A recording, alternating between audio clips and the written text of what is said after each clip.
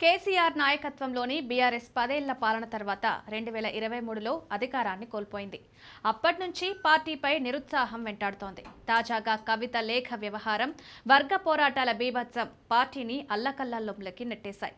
అధినేత కేసీఆర్ మళ్లీ రంగంలోకి దిగేందుకు సిద్ధమవుతున్నప్పటికీ పార్టీని చక్కదిద్దడంలో ఆయనకు పెద్ద సవాలే ఎదురవుతోంది. అయితే ఎన్నికల సమీపంలో కేసీఆర్ మళ్లీ తన సెంటిమెంట్ ప్లస్ సంక్షేమ పథకాలను గుర్తు చేస్తూ ఓటర్లను ఆకర్షించే ప్రయత్నం చేస్తే గత ఓటు బ్యాంకును తిరిగి సంపాదించే అవకాశం ఉంది.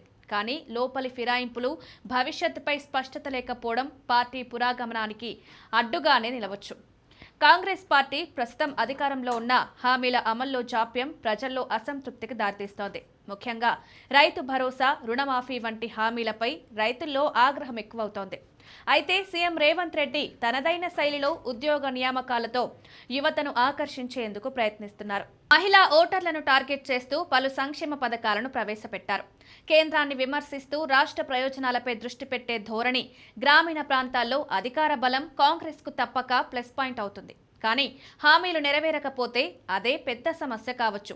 ప్రస్తుతం కాంగ్రెస్ పరిస్థితి కత్తి మీద సాము లాంటిదిగా ఉంది. తెలంగాణ బీజేపీకి కేంద్రంలో మద్దతు భారీగా ఉన్న రాష్ట్ర రాజకీయాల్లో స్థిరంగా నిలబడ్డంలో ఇంకా వెనుకబడి ఉంది.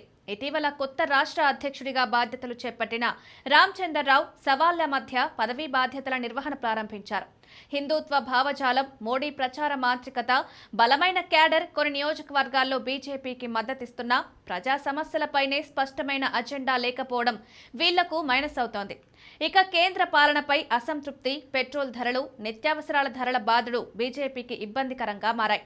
జాతీయ రాజకీయాలతో స్థానిక ఎన్నికల్లో ప్రయోజనం పొందాలన్న ఆశయాన్ని ప్రజలు ఎంతవరకు అంగీకరిస్తారనేది సందేహమే.